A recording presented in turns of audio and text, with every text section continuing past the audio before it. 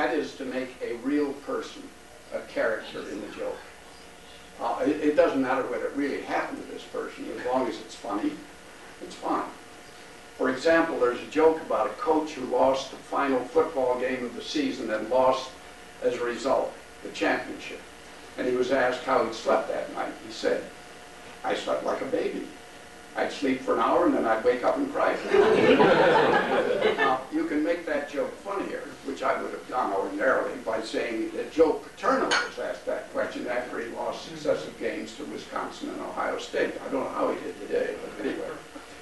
An even better thing to do is to make somebody in your audience a character in your joke. For example, we have with us tonight Joe DeStephanos. Some of you know him. He served for quite a long time as an agent for the Internal Revenue Service. And it happened that the great detective Sherlock Holmes was being audited by Joe.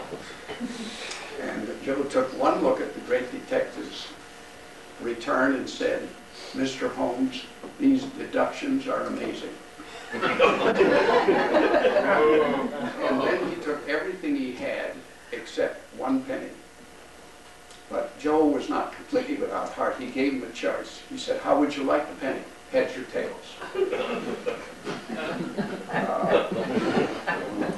I think all of us have had the experience of saying something and we wish we hadn't.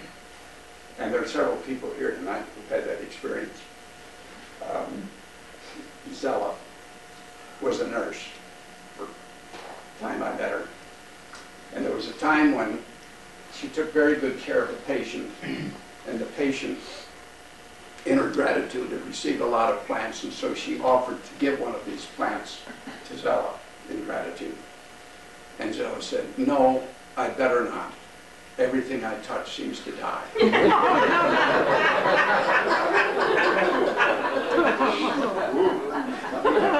We have another nurse here, Susan Cusack, some of you know, and she was a visiting nurse for a while.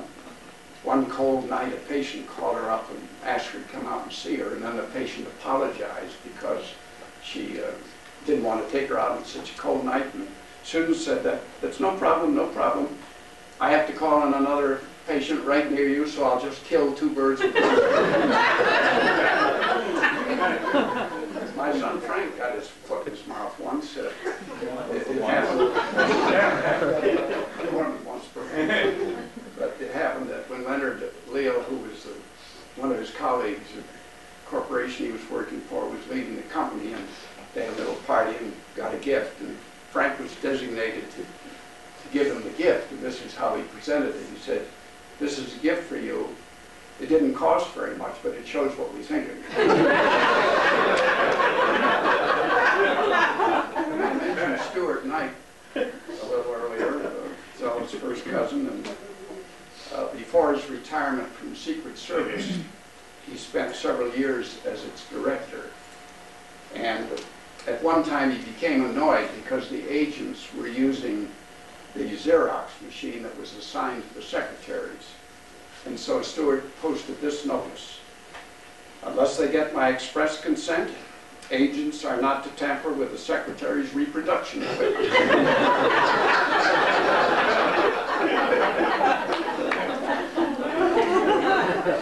In contrast to these, applause, there's one person here today who did say exactly the right thing. He also happens to be a former official in the government, Darrell Trent, who served in the Reagan administration as the Deputy Secretary of Transportation. And early in his term, I saw him appear on the program Nightline to answer questions about the controller's strike.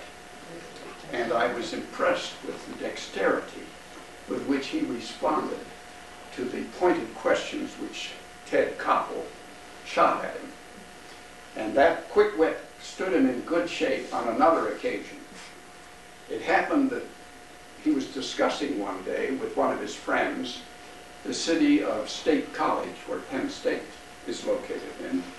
Darrell, perhaps somewhat intemperately, said, "Nothing good ever came out of State College except football players and ladies of easy virtue.